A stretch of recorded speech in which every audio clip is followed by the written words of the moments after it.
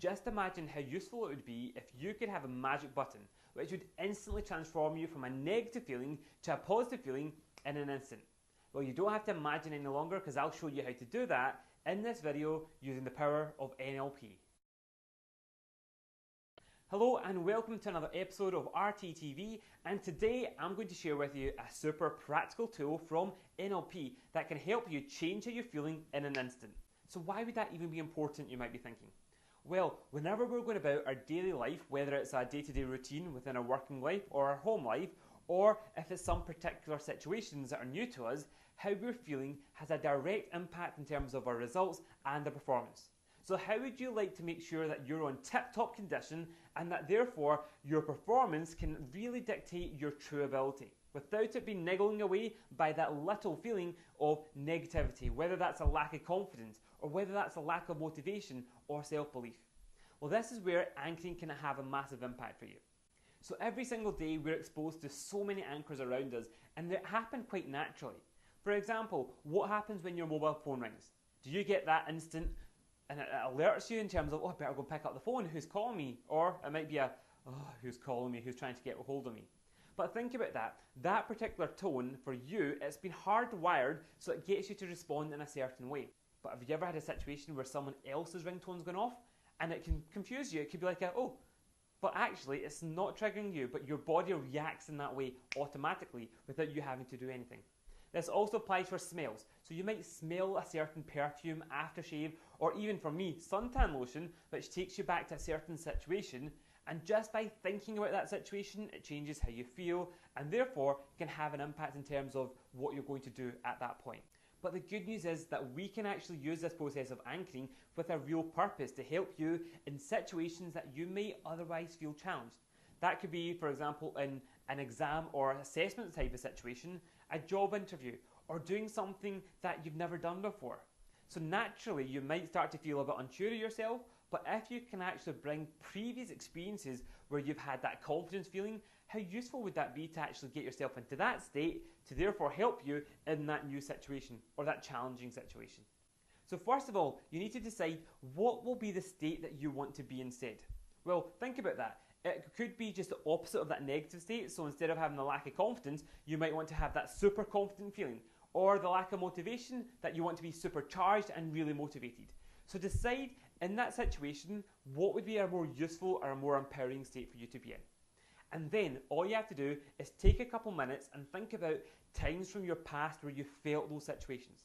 It could be in a completely different context. So for example, if you're going to do an assessment and you have a lack of confidence, you don't have to think about times when you've been doing assessments where you felt confident, not at all. You can think back to hobbies or situations where you were doing something and it was natural and you felt super confident. If you come up with at least 5 types of situations where you've had those feelings, and I mean the most strongest, the most pumped up ones, when you think about it, it'll start to get you to even feel that situation. So once you've got your 5, it could be 5 different ones, or if you've got 1 or 2 that are really pumped up, then you can use them in a combination 5 different times. And step number 2 is you have to decide where you want to have that trigger point for you. The knuckles are a really good place for it because your knuckles are generally with you, or it could be a certain position. So imagine squeezing your thumb and a particular finger in a certain way. It doesn't matter what it is, but choose something for you which isn't that obtrusive and you can do that's quite naturally for yourself as well. And then, so once you know where your trigger point will be, and you've got at least 5 situations or a really strong number of situations where you feel that certain feeling from the past, all you're going to do is as if you're going into your mind and you're playing a DVD of those memories of when you felt like that before. But this is how cool our minds work, because even by thinking back to a particular situation from our past, our mind will start to think about it, it'll associate into that feeling, and we'll start to feel that feeling right now in the present. Even though that memory might have been many, many years ago, it's like we're pulling those feelings and we're living it right now. Quite cool, isn't it? So all you'll have to do is one by one, think about each of those memories. So take the first one. So the first time that you felt super confident or whatever that positive feeling that you want to have, close your eyes and go back as if you're in your DVD player in your mind and you're pressing play on that memory. And as soon as you start to feel those feelings of being confident, again right now, all I want you to do is physically touch and hold that magic trigger point. So for me, it would be here, or it could be squeezing those fingers together. And keep doing that whilst you're feeling those feelings. And it might start to kind of go quite gradually until you get to the peak of it, or it might be straight away when you think about it. It depends what that memory is. But what you'll then also notice after a while, so after typically 20 seconds or so, that feeling might start to subside. And all I want you to notice is when you start to feel that feeling starting to dip down, is actually physically take your finger away or unclasp those fingers, and therefore you're breaking that part initially. Make sense so far? So effectively all you've done is you've associated that feeling with a particular point in your body. And then you do the exact same thing, number 2 memory, number 3 memory, number 4 memory, and number 5 memory. And again, what effectively you're doing is you're getting those 5 different experiences of having that positive feeling, and you're linking it into that anchor point. Then give yourself a shake. Yep, that's essential. And then all I want you to do is think about something completely different, or a situation where you might not feel confident, and then actually physically push and hold that button and just notice what happens. Because what you'll find is, because you've got those 5 combinations together, and it doesn't have to be 5, you can keep adding to this more and more and more to make it stronger, but unconsciously you'll then have a trigger point where, without thinking back to that memory, by pressing that point, your mind will automatically get you to feel that certain way. So how useful would that be?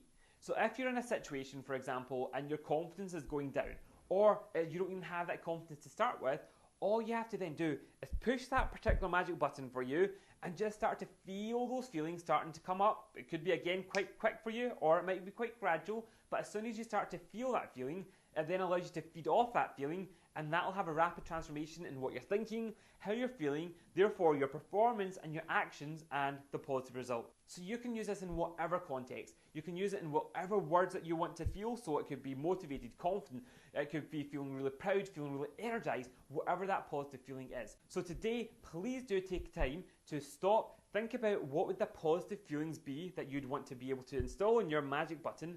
Think back to those positive experiences where you've had from your past, so you can capture them down. Choose your magic button place or your trigger point, and then simply take a few moments, go back, replay those memories, and associate them with that particular point. And it's really simple. And then have fun. Whenever you're not thinking about it, randomly throughout the day, push that trigger point and just see how you'll start to instantly feel those positive feelings.